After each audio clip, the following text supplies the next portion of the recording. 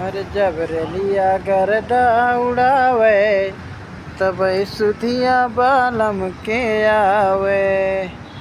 बालम के आवे हो पियाओ के आवे, बालम के आवे हो पियाओ के आवे।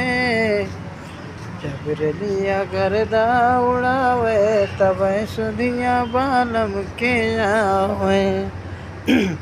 हर 4 महीना राजा बरखा के दिनवा, बरखा के दिनवा हो पिया बरखा के दिनवा।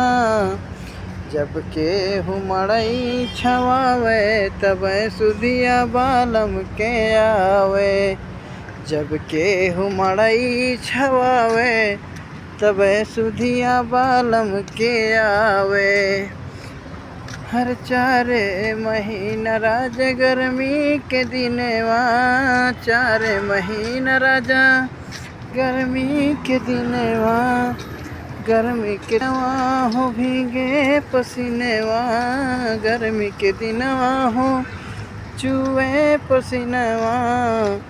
जब केहू बेनिया डोलावे तब सुधिया बालम के आवे। जब केहू बेनिया डोलावे तब सुधिया बालम के आवे।